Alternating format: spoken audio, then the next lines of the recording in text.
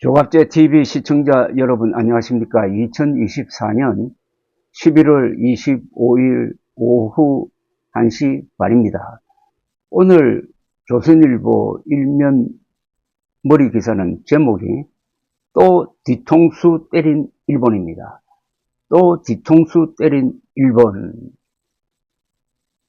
일본 사토 광산 공동 추도식에 야스쿠니 신사 참배한 인사를 보냈다. 윤 정부 들어 첫 과거사 대립, 한국 측 인사 추도식 불참 이렇게 되어 있습니다. 또 뒤통수 때린 일본인데 그 일본이 뒤통수 때린 게 야스쿠니에 참배했던 인사를 사토광산 공동 추도식에 보냈으므로 이게 뒤통수를 때렸다는 표현이었습니다. 그런데 명색이 한국에서 발행부수가 제일 많은 신문이 또 뒤통수 때린 일본이라는 이런 제목을 뽑아도 되는지 하는 생각이 듭니다. 또 뒤통수 때린 일본이란 이 표현은 언론사의 제목 붙이기에는 적당하지 않습니다. 이건 너무나 감정적입니다. 선동적입니다. 왜냐하면 뒤통수 때린 게 야스쿠니 신사에 참배했던 전력이 있는 인사를 추도식에 보냈다는 거거든요. 그건 어떻게 보면 사소한 것 아닙니까? 사소한 것.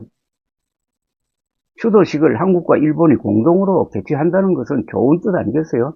거기에 야스쿠니 신사에 참배한 사람을 보냈다는 건데 일본의 정치인과 공직자, 관료, 일반 시민은 말할 것도 없고 야스쿠니 신사에 참배하는 사람이 얼마나 많겠습니까? 그게 일종의 국립현충원 같은 자리인데 거기에 참석했던 전력이 있다는 걸 가지고 한국이 그 공동 추도식을 보이콧하고 따로 했다.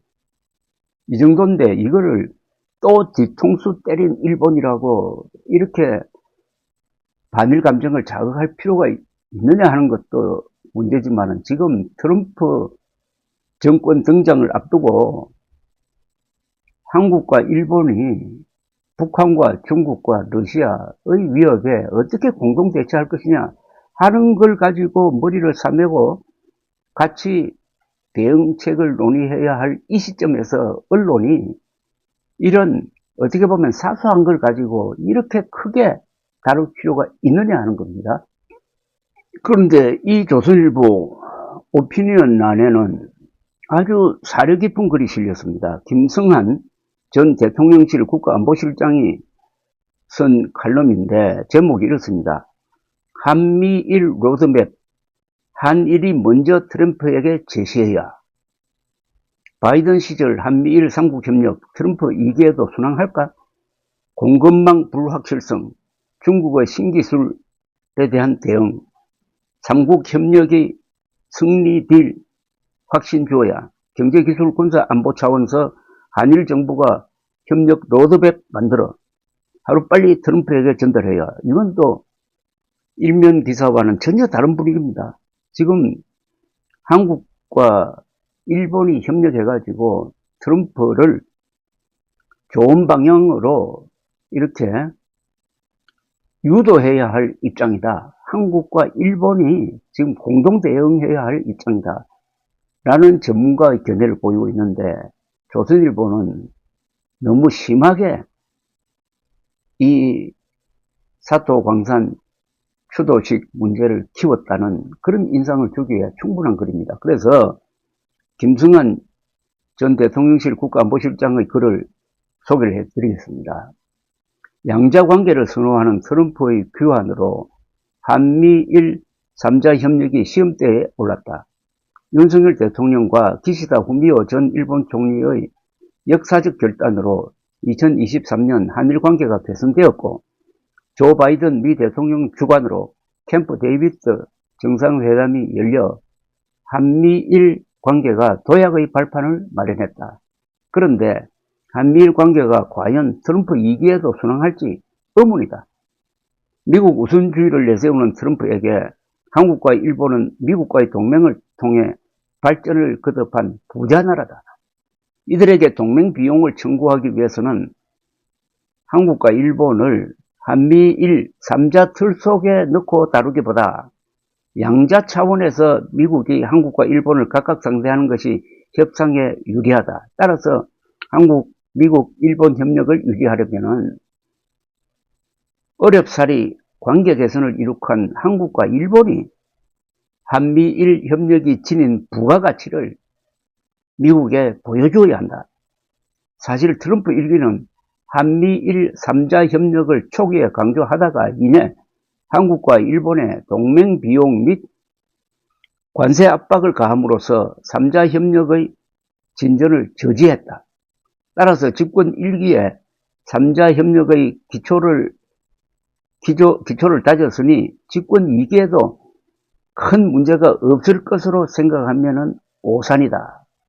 한미일은 위협인식을 공유하지만 전략적 우선순위가 다르다. 그래도 한미일이 선의의 경쟁 속에서 공급망 불확실성과 중국의 신기술 위협에 대응하기 위해 서로 협력하는 것이 승부수라는 확신을 트럼프에게 심어줘야 한다. 한일이 함께 그래야 한미 및 미일 동맹에 대한 그의 편견도 바뀔 수 있다. 한국과 일본이 손을 잡고 트럼프를 설득해야 된다는 겁니다. 그러려면 한국과 일본이 사소한 거 가지고 이렇게 틀어지면 안 되죠. 언론도 여기에 기름을 부으면 안 되죠. 한미일은 산업적 강점이 상호 보완적이다. 한국은 반도체, 배터리, 조선업, 원전 등에서 세계적 경쟁력을 가지고 있다. 일본은 첨단 소재와 정밀 기계 부품 분야에서 글로벌 공급망의 중요한 위치를 차지하고 있다. 일본의 기술력은 한국의 제조 공정과 밀접히 연관되어 있다. 미국은 첨단 기술 개발 및 범세계적 시장의 조정 역할을 할 수 있으며 혁신적인 연구와 인프라를 갖추고 있다. 따라서 경제 안보를 위한 한미일 협력은 공급망의 연계성을 높이고 양자 관계에서 발생하는 공급망 단절 문제를 최소화할 수 있다. 한미일은 동남아, 인도, 중남미의 투자를 확대하여 중국에 대한 의존도를 효과적으로 낮출 수 있다. 희토류, 반도체, 의약품과 같은 핵심 품목에 대해 공동 비축 전략을 세워 중국에서 발생할 수 있는 공급 차질에 대비할 수 있다. 기술 안보를 위한 삼국 협력도 가능하다. 한미일이 함께 반도체, 인공지능, 5G, 6G 등 차세대 기술 분야에서 협력하는 가운데 각국의 기술력과 자원을 결합하면 중국의 기술 발전에 대응할 수 있는 혁신 생태계를 구축할 수 있다. 특히 세 나라는 신기술 표준화 작업을 통해 글로벌 기술 표준을 주도할 수 있다. 이를 통해 보다 안전하고 상호 운용이 가능한 환경을 구축할 수 있다. 군사 또는 이중용도 기술에 대한 수출 통제 정책을 조율함으로써 국제 질서의 현상 유지를 거부하는 나라에 대한 기술적 견제를 할 수 있다. 군사 안보 분야에서는 한미, 미일 동맹이 견고하지만은 한미일 안보 협력을 강화하면은 북한 및 영내 도전에 체계적 대응이 가능하다. 대잠수함 작전, 미사일 방어, 수색 및 구조 작업 등 다양한 시나리오를 상정한 3자 군사 훈련이 기묘하다.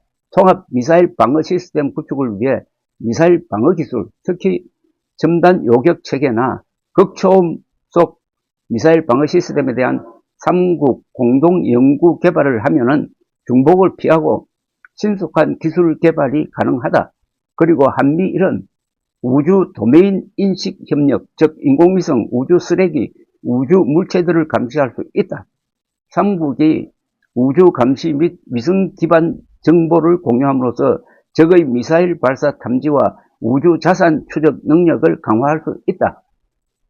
요컨대 한미일은 협력의 범위를 전통적 군사 안보에서 경제 안보, 기술 안보로 확대함으로써 다양한 안보 위협에 대한 통합 억제를 할 수 있다. 미국 우선주의는 미국 혼자만으로는 안 된다. 미국은 경제 기술 군사 분야의 핵심 동맹국인 한일과 함께 도전에 맞서야 한다. 그래야 경제가 발전하고 기술적 우위를 지켜낼 수 있으며 신물 통한 평화가 가능하다. 트럼프 2기 출범 전까지 한일 정부가 한미일 협력 로드맵을 함께 만들어 트럼프 당선인에게 조속히 전달하길 기대한다. 아이고, 잘 쓴 거죠. 참 종합적인 시각으로 이걸 읽어보면은 한국의 실력에 대한 자부심이 생깁니다. 한국이 가지고 있는 과학, 기술력, 경제력이 있으므로 일본과 대등한 논의가 가능하고 또 트럼프를 설득시킬 수 있다는 겁니다. 그런데 이거를 1대1로 하지 말고 한미일이 공동 대응하는 식으로 삼각구조를 만들어내야 하는데 그 주도권을 한국이 잡아야 된다는 겁니다. 한국이 일본과 논의를 하고 이걸 가지고 미국을 설득하면 된다는 겁니다. 어떻습니까? 한국이 이렇게 경제, 과학, 기술 분야에서 발전하니까 이런 외교적 전략이 가능한 겁니다. 물론 거기엔 군사력도 있죠. 군사력, 과학, 기술, 경제력 이것이 한국을 이렇게 강한 나라로, 발언권이 강한 나라로 만들었다는 겁니다. 근데 그렇게 하려면은 한국만의 힘으로는 안 되고 일본과 손을 잡아야 된다는 겁니다. 한국과 일본은 지금 공동 대응해야 될 분야가 많지 않습니까? 북한의 핵 문제, 중국의 거대한 영향력, 그리고 러시아의 도발 행위. 여기에 한국이 혼자서 맞설 수 있습니까? 일본이 혼자서 맞설 수 있습니까? 여기에 한미일이 공동 대응할 수 있는 좋은 어떤 전략을 하나 만들어 가지고 트럼프를 설득해야 되는데 요 며칠 한국의 언론, 또 특히 조선일보 언론이 조선일보가 너무 반일 선동을 하는 거 아니냐. 반일 선동을 할 때냐 말이야. 할 때냐. 지금 한국과 일본의 협력 관계가 어느 때보다도 절실한 시점에서 사소한 것 가지고 이렇게 반일로 국민 정서를 몰고 가면은 윤석열 정부의 이 전략을 구사할 수 있는 이 여지가 좁아지는 겁니다. 선동된 언론을 윤석열 대통령도 의식하지 않을 수 없으므로 그러면 자연히 일본과의 관계가 나빠지고 지금 김성한 전 실장이 항상 그림을 그렸던 그런 전략 구사가 어렵게 된다는 겁니다. 제발 한국의 언론이 뭐가 중요한지 뭐가 사소한 건지를 구분할 수 있는 그 눈과 교양을 갖추기를 기대해 봅니다. 감사합니다.